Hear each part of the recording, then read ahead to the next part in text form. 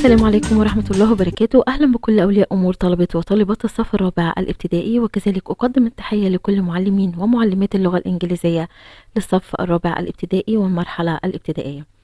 طيب النهاردة إن شاء الله موضوع حلقتنا زي ما احنا شايفين كده عرض المنهج اللغة الإنجليزية المقرر على الصف الرابع الابتدائي 2023 الترم الثاني.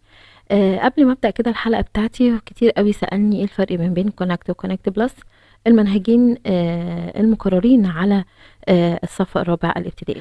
اول حاجه هنتكلم عنها هو منهج كونكت، وهو المنهج المقرر على جميع مدارس جمهوريه مصر العربيه سواء حكوميه تجريبيه لغات، كله بيدرس المنهج ده. اما منهج كونكت بلس فالمنهج ده هو المقرر على المدارس التجريبيه واللغات فقط، يعني المدارس التجريبيه واللغات بيدرسوا كونكت بلس الى جانب منهج كونكت. موضوع حلقتنا النهاردة طبعا هو عرض منهج كونكت فقط، اللي هو المنهج المقرر على جميع المدارس المصرية سواء حكومية أو تجريبية أو لغات. وطبعا هنعرض المنهج زي ما احنا شايفين كده من خلال كتاب الباهر، طبعا كتاب الباهر بتصريح وتحت إشراف وزارة التربية والتعليم الفني. سعر الكتاب تعالوا نشوفه كده مع بعض. سعر الكتاب 78 جنيه، وعدد صفحات الكتاب 280 صفحة، بالإضافة طبعا لملحق المراجعة النهائية، وده ملحق مهم جدا لازم طبعا تستلمه مع الكتاب بشكل مجاني، والملحق ده بيكون في حدود 111 صفحة. أهم حاجة تعرفها قبل ما تبدأ في دراسة منهج الترم الثاني لسنة رابعة إن أول مشكلتين بيقابلوا الطلبة في المنهج ده هو الجرامر، وكمان كمية الكلمات الكتيرة جدا اللي ما بيقدروش يحفظوا الكم الكبير ده من الكلمات. طيب تعالوا كده نشوف الكتاب بيتعامل ازاي مع النقطتين المهمين دول. اول حاجة معانا طبعا هو الجرامر. هنلاقي ان كتاب المراجعة النهائية عامل لك ملخص كده ظريف في الاول عن الجرامر، يعني بيقول لك ايه الجرامر المطلوب منك دراسته الترم ده. وطبعا ما نقلقش يا ولاد من الجزئيه دي، لان الجرامر بتاع سنه رابعه ما هو الا تكرار لكل الجرامر اللي درسته قبل كده. تمام، يعني مثلا هنلاقي الترم ده هندرس فيه زمن الماضي البسيط ذا باست سامبل تنس زي ما انت شايف، والكتاب طبعا بيلخص لنا كل الجرامر المطلوب مننا في كتاب المراجعه النهائيه، وبيعمل لنا براكتس كتير عليه. يعني مثلا اول لسن اهو معانا زمن الماضي البسيط، وبيشرح لك الزمن استخداماته والكلمات الدالة عليه وازاي تنفيه وازاي تعمل yes or no question اللي هو السؤال بهل، او WH question السؤال بكلمة استفهام. وجايب لك الفيرب تو بي في الباست في الماضي، وكمان جايب لك مجموعة كبيرة من الافعال وتصريفاتها. طبعا مهم جدا انك تكون عارف الحاجات دي. وبعدين بيعمل لنا براكتس على الجزئية دي من الجرامر، طبعا اسئله مركزه على الجرامر فقط زي ما احنا شايفين. وبعدين ناخد السافكس فول، واللي هي المقطع فول اللي هو ازاي بتحول الورد الكلمه لادجكتيف لصفه باضافه المقطع فول. يعني مثلا كير هتبقى كيرفول، بيوتي هتبقى بيوتيفول، وهكذا. تمام، جايب لك امثله طبعا وكمان براكتس على الجزئيه دي زي ما انت شايف كده. بعد كده هندرس الموديل فيربس اللي هي عبارة عن should, need, must, can, can't، وهكذا. هندرس طبعا كل كلمة استخداماتها ايه وازاي نكون منها جملة، وهنعمل براكتس عليها. بعد كده الكتاب هيبدأ يراجع لك على كل يونت لوحدها. مثلا يونت 7 هيجيب لك اهم الكلمات واهم الجرامر واهم التعبيرات اللي جت في اليونت كلها، وبعدين هيعمل لك براكتس على يونت 7 وتدريبات عليها واسئله كتيره جدا بقى زي ما انت شايف ومتنوعه. بعد كده هيخش على يونت 8 وهكذا. هيراجع المنهج معاك كله زي ما انت شايف كده. تمام، نرجع بس ورا كده، عايزه اوريكم حاجه مهمه. بعد ما بينتهي من مراجعه كل المنهج بتاعنا هيبدا يراجع لك كمان على الستوري. تمام، بعد كده يا ولاد هنلاقي اسئله بنك المعرفه المصري. طبعا الاسئله دي احنا بندوخ عليها على النت ونفضل ندور عليها ونعمل سيرش ونبحث عليها عشان نطبعها ونذاكرها. الكتاب طبعا موفرها لنا هنا اهو، اسئله بنك المعرفه المصري موجوده. كل الاسئله على المنهج الترم الثاني موجوده في كتاب المراجعه النهائيه. طبعا شايفين شكل الاسئله عامل ازاي، اختلف خالص عن السنوات السابقه، وجايب لنا اهم الباراجرافز المفروض ان انت تكون عارفها وعارف تكتب فيها. تمام، شايفين طبعا كم كبير جدا من الاسئله، اسئله بنك المعرفه المصري. بعد كده هيدربنا على المهام الادائيه اهي. المهام الادائيه كمان، طبعا المهام الادائيه دي مهمه جدا وبتكون عليها 35 درجه وكل ترم. تمام، وبعد كده هيجيب لنا بقى مجموعه من الامتحانات السنة السابقة. وطبعا انتوا حظكم حلو عشان في نماذج للامتحانات، اما سنة 5 ما بيكونش ليها نماذج لان هي بتكون اول سنة تدرس المنهج الجديد. طيب شايفين طبعا الاسئلة اهي، واسئلة كمان على منهج الازهر الشريف. طبعا هو نفس المنهج ولكن الامتحانات بتكون مختلفة شوية.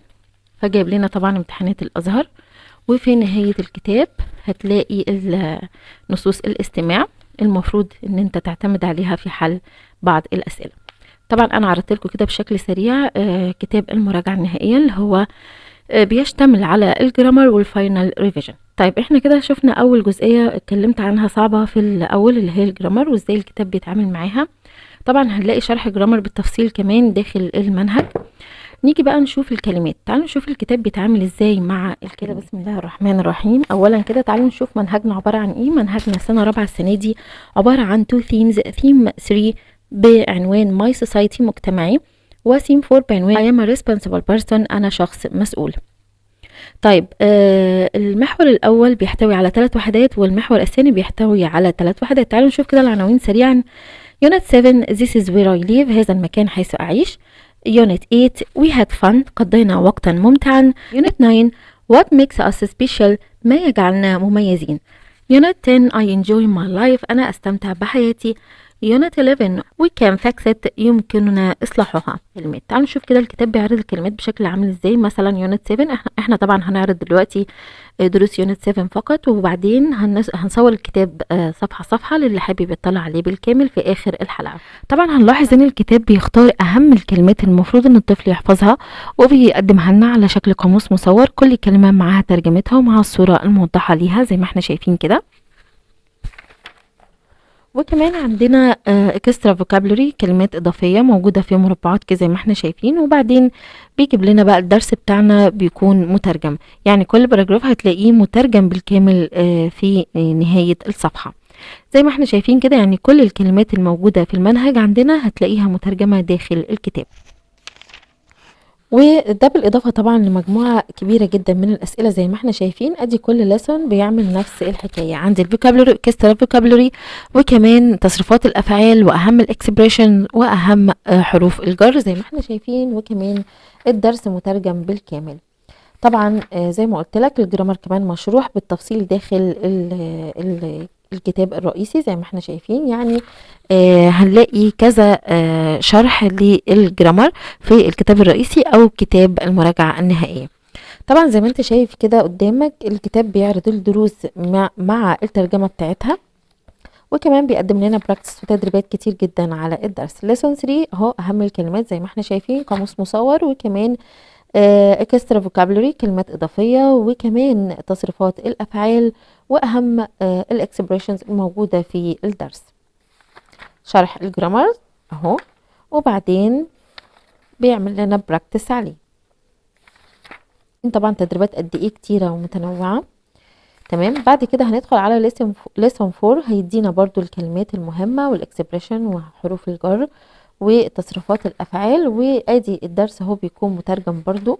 وفي الدرس ده هنلاحظ ان احنا هناخد بعض مهارات الماس زي الفراكشن مثلا. الفراكشن هنا اللي هي الكسور الاعتياديه. وطبعا هنشرح الدرس زي ما احنا شايفين وكمان براكتس على الدرس.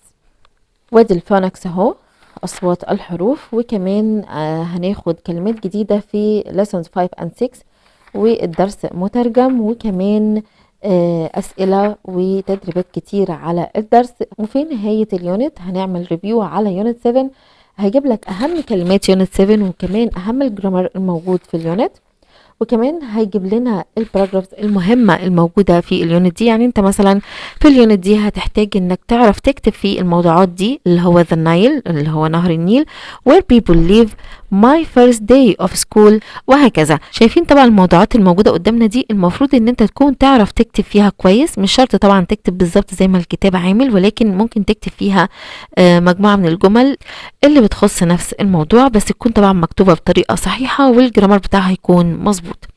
بعد كده الكتاب هيقدم لنا زي ديكتيشن كده املاء. هيجيب لنا الكلمات طبعا برضو المهمة بس هتلاقيها مكتوبة باللغة العربية والمفروض ان انت بتسمعها باللغة الانجليزية.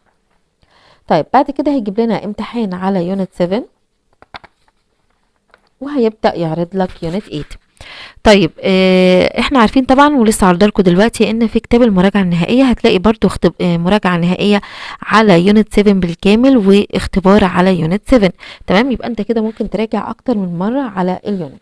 طيب دلوقتي هنشوف ايه؟ دلوقتي هنشوف القصة بتاعتنا السنة دي سنة رابعة، بتتكلم عن عنوانها هو داليا سيفز ذا فيلج، داليا تنقذ القرية. طيب هيعرض لنا القصة ازاي؟ جايبين لنا الكاركترز الاول وبعدين الكلمات المهمة في القصة زي ما انت شايف، وبيعرض لنا القصة مترجمة ايضا، يعني كل باراجراف هتلاقيه مترجم بالكامل وبعدين تدريب على كل اجزاء القصة، بيقسمها الاجزاء وكل جزء مترجم وتدريب عليه. تمام. طيب دلوقتي احنا هنعمل احنا طبعا دلوقتي عرضنا الكتاب وعرضنا الملحق المراجعة النهائية والجرامر. دلوقتي هفصل الصوت وهسيبكم مع صفحات الكتاب، اللي حابب يطلع على صفحات الكتاب بالكامل استودعكم في رعاية الله، والسلام عليكم ورحمة الله وبركاته.